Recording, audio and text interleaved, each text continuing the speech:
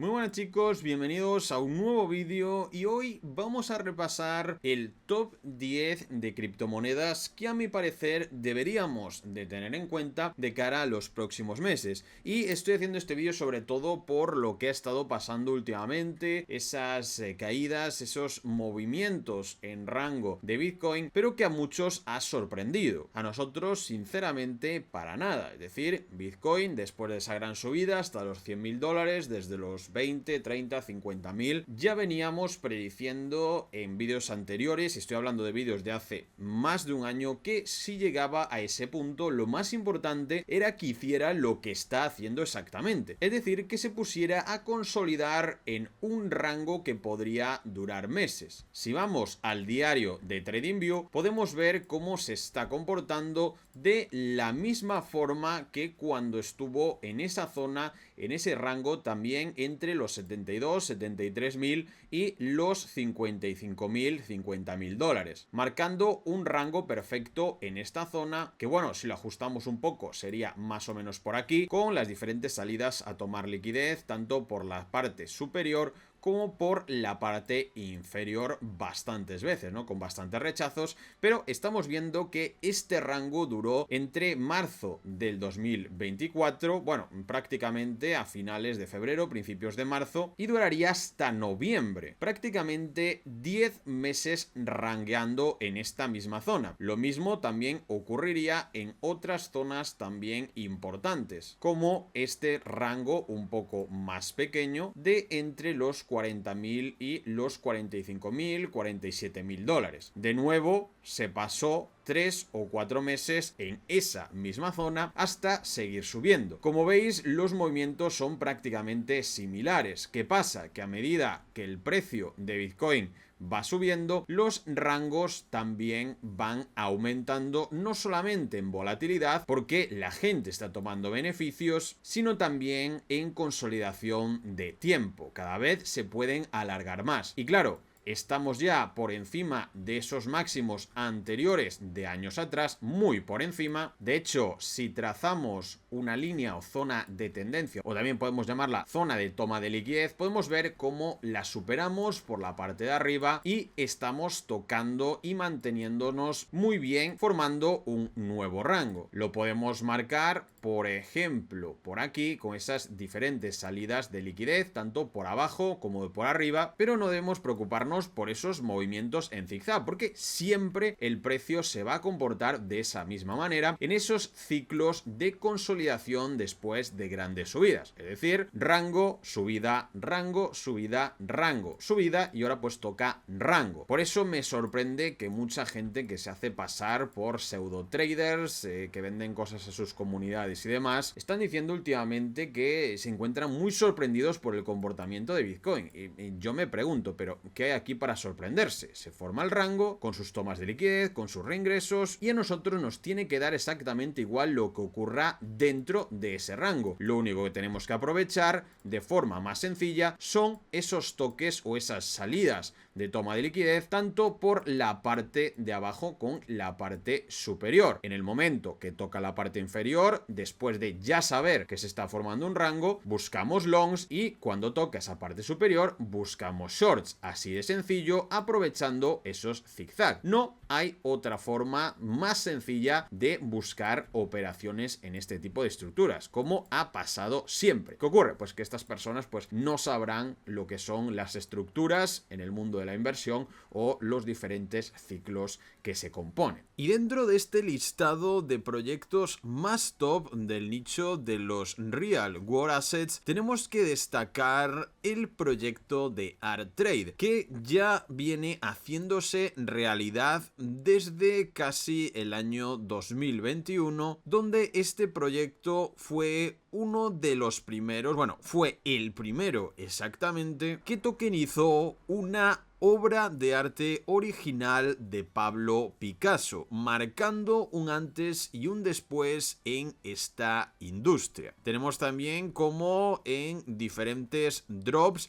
están vendiendo relojes Rolex tokenizados, trabajando con marcas como Louis Vuitton, como Swarovski, como Omega, y todo esto esto dentro de un marketplace que ya no solamente es 100% de industria del arte, sino que también se han expandido al mercado del lujo. Un paso habitual y que incluso gigantes como BlackRock están apostando muy fuerte por esta combinación entre tokenización, real world asset y el lujo y el arte. Es un proyecto que actualmente tiene más de 40 millones de dólares de market cap y ya habéis visto lo bien que se ha estado comportando, sobre todo en este último año cuando esos real world assets empezaron a pegar más fuerte. Es un proyecto que sí nació en el año 2021, principios del 2022, pero que estuvo un poco incomprendido, ya que fueron esos primeros en atacar ese nicho de los real world assets. Además, los propios usuarios pueden obtener descuentos a través de su programa de staking. Sí, porque ese token que ya estamos viendo que se lleva comportando muy bien en este último año, también puede generarte beneficios poniéndolo en staking y además teniendo esos descuentos en diferentes artículos de lujo que salgan en la plataforma. Y claro, imaginaros todo esto dentro del ecosistema de Solana, que a su vez también es el que está siendo más viral y el que más dinero está trayendo. Como os decía, actualmente pues supera esos 40 millones de market cap, tiene un precio bastante bueno y también cuenta con un sistema de quemado muy fuerte que está haciendo que el token ya por sí solo tenga muchísima presión alcista. Ya está disponible en la mayoría de exchanges más grandes del mundo y por supuesto tenemos esas opciones de staking para obtener beneficios constantes. Nos cuenta aquí un poco la historia de cómo llegaron a tokenizar ese proyecto entre 159 inversores para fraccionalizar esa pieza de Pablo Picasso, los primeros en hacerlo del mundo. Y claro, sin duda a largo plazo los real world assets van a ser uno de los nichos más virales de los próximos años y ArtTrade ya está posicionado como prácticamente el número uno de este nicho del arte y del lujo. Os recomiendo que lo sigáis en sus redes sociales para enteraros de todas las novedades, todo lo que van exponiendo en el proyecto para así poder aprovechar al máximo sus oportunidades. También os dejaremos por aquí su grupo de Telegram porque personalmente creo que debemos seguir muy pero que muy cerca a este proyecto. Pero bueno, dentro de esa parte de las altcoins,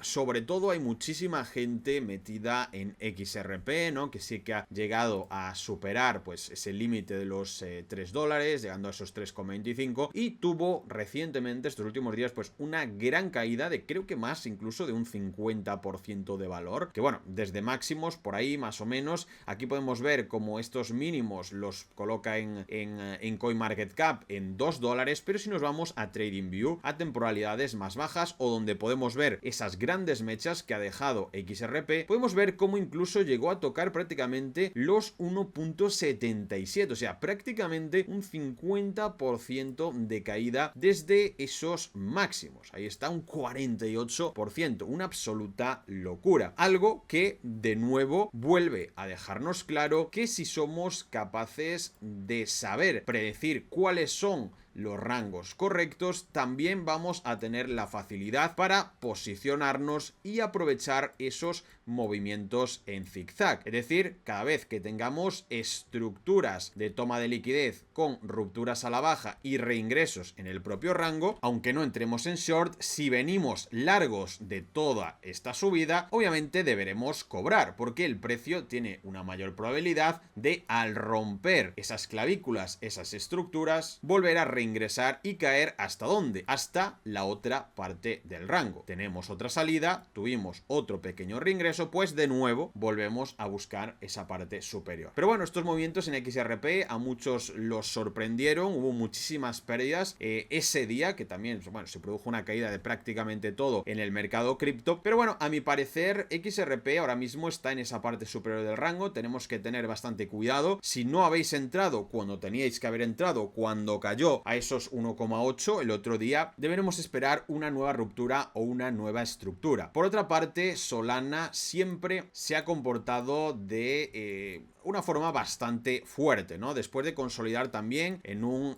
nuevo rango, más o menos por esta zona de aquí, ¿vale? Un rango muy claro, se ha posicionado por encima y cada vez que rompe esa parte superior podemos ver cómo siempre ha vuelto a caer, ha vuelto a intentar reingresar al rango, pero de momento no lo está consiguiendo. Por eso en Solana debemos tener bastante en cuenta todo lo que sea precios que se acerquen a esta línea que os acabo de marcar, que de hecho también coincide con esta parte media del rango, es decir, esta pequeña zona de aquí. Todo lo que sea hacer una compra a largo plazo, no entrar en por 100x, no, una compra a largo plazo en spot o con un 2x, un 3x como mucho, todo lo que sea entrar o poder comprar en esta zona es muy buena compra a largo plazo. En el caso de ni siquiera llegar a romper esta zona clavicular de aquí, que por ejemplo perfectamente podríamos marcar unos nuevos máximos más bajos que el anterior, hacer esa especie de hombro cabeza hombros, romper y buscar justo esta zona inferior del rango. Si eso ocurre, perfecto, ya que no solamente podremos añadir un poco de Solana en este punto, sino que cuando volvamos a tocar la parte de abajo del rango podríamos añadir un poco más sobre esos 120 dólares, que bueno, numéricamente quedaría una pequeña entrada en 160 y otra pequeña entrada en 120, y después simplemente tendríamos que esperar a ver cómo se desenvuelve la siguiente estructura, ya que si bajamos a esta zona perfectamente podríamos ver otra subida, pero para seguir rebotando en el rango o incluso quizás bajar, ¿no? Ya si no se produce esta caída o si después de que se produzca volvemos a romper por la parte superior, ahí sí que ya Solana podría atacar esos 320 dólares, ¿vale? O directamente después de hacer esta estructura volver a romper esos máximos anteriores, ¿no? Pero como veis siempre debemos esperar a esas rupturas y ver qué sucede antes de intentar predecir lo que no estamos viendo. Después ya nos iríamos a monedas como BNB, que su comportamiento es bastante bueno, bastante fuerte, incluso cuando se producen caídas. Como veis, en los últimos 7 días ha caído un 14%, sí, pero podemos ver a Dodge, incluso a XRP, a Cardano, que han caído bastante más, ¿no? Incluso Avalanche, Chainlink han caído más que la propia BNB, ¿vale? BNB al final, pues teniendo sus utilidades dentro de Binance, siempre acaba teniendo esa presión un poquito más alcista. Por otra parte, Dogecoin sí que se mantiene en un rango bastante bajo. Parece que Cardano nunca va a remontar, ¿no? Veremos cuando haya un poquito más de especulación en cuanto a esos contratos que tienen, esa utilidad que llevan diciendo 10 años que tienen. Bueno, o sea, 10 no, pero ya me entendéis, ¿no? Que es un proyecto al final basado un poquito en esperanzas, ¿no? Por otra parte, Chainlink sí que es un proyecto que ya sabemos que es muy estable a largo plazo, que se ha venido comportando muy pero que muy bien, que hemos tenido una etapa de consolidación en el 2022 y 2023 muy grande, para que veáis lo que pueden los rangos tardar en subir, ¿no? Y después de consolidarse, después de tener este gran hombro cabeza hombros, volver a formar otro pequeño rango encima por la parte superior de ese rango anterior, que después de romperse ya no funcionaría más como resistencia, sino que funcionaría como soporte, y por supuesto de romper varias líneas, varias zonas de tendencia principales. Justo en esta zona de aquí rompíamos esta línea de tendencia y en este de aquí, justo en esa vela del día 8 de noviembre del año pasado, del año 2024, ahí teníamos la entrada perfecta para Chainlink. ¿Por qué? Porque ya habríamos roto muchísimas estructuras principales. En el punto que estamos ahora, bueno, parece que estamos formando una especie de banderita alcista, ¿vale?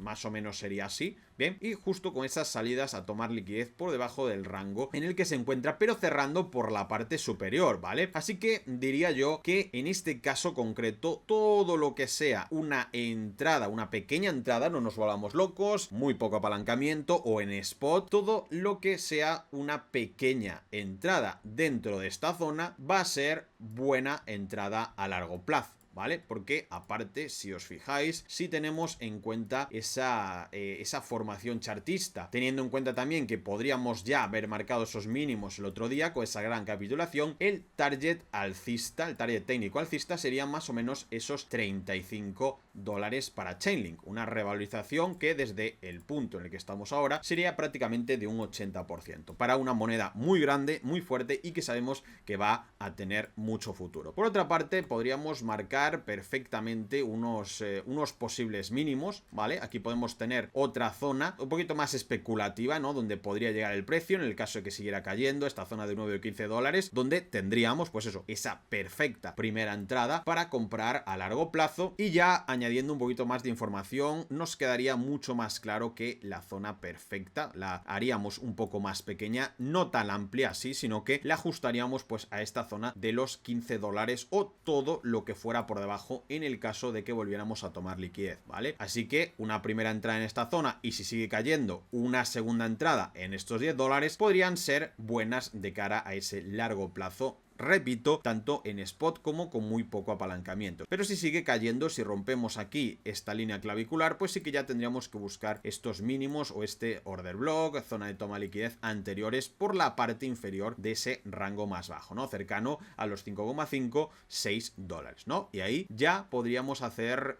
una nueva entrada a largo plazo, ¿vale? Una buena zona de promedio, bastante amplia, pero son los puntos técnicos correctos para hacer esas entradas. No todo vale, como seguramente escuchéis por ahí, que si cae un poco ya compran, pero no. Los puntos técnicos clave son, primero, esta zona de aquí, cerca de los 15 dólares, esta de aquí cerca de los 10 y esta de aquí cerca de los 5,5 o 6, ¿vale? Por otra parte, tanto Avalanche como Sui son dos monedas que, bueno, se han comportado de forma bastante diferente. Sui se ha comportado muchísimo mejor que Avalanche en los últimos tiempos, sobre todo, pues, como veis, en el último año, un 112%. Sin embargo, Avalanche el último año, pues, ha caído un 24%. Si miramos el gráfico de Avalanche completo a largo plazo, cada vez está haciendo mínimos más bajos. ¿Significa que Avalanche sea un proyecto malo sin utilidad? No, Avalanche al contrario es uno de los proyectos que más utilidad tiene, pero su problema es que no necesita que su token valga más para seguir funcionando, ¿vale? Veremos si traen nuevas utilidades, si no, el token perfectamente podría mantenerse, podría volver a caer al rango de entre los 7, 8, 10 dólares y los 20 dólares de máximos, si seguimos viendo esos máximos cada vez más bajos. Si no, si tenemos en cuenta que podríamos pararnos en esos 20, 22 dólares, podríamos tener en cuenta que los máximos, después de tener esos mínimos en 20 dólares, fueran los 50. La parte superior del rango, que también os lo indica con estos máximos de aquí y estos otros toques por aquí, entonces podríamos consolidar en esa zona eternamente y que ya el proyecto se estabilizara por ahí, ¿vale? Pero bueno, no es un proyecto en el que yo entraría directamente, sino que quizás entraría en proyectos subyacentes, es decir, en proyectos que están construidos en Avalanche, como puede ser Trader Joe, por ejemplo, para farmear, para hacer yield farming con sus pools de liquidez y todo esto. Y en Sui, en este momento, prácticamente lo mismo. Hasta tener una estructura mucho más clara, ya que ha subido demasiado,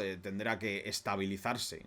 Ya superó los 10.000 millones y sigue valiendo 3,4, ¿vale? Veremos dónde forma el rango y mientras yo la aprovecharía más para ese yield farming. Y chicos, este sería un poco el resumen de lo que yo me fijaría en este top 10 de criptomonedas, ¿no? En estos proyectos más fuertes, sobre todo me centraría más a largo plazo en proyectos como Chainlink, Solana y XRP, ¿no? Podríamos especular un poquito más también con Cardano, pero sí que tanto Cardano como Avalanche y Sui aprovecharía más esos espacios de sus finanzas descentralizadas, ¿vale? Espero que os haya gustado el vídeo, tenéis todos los enlaces en la descripción y nos vemos en el próximo. Adiós.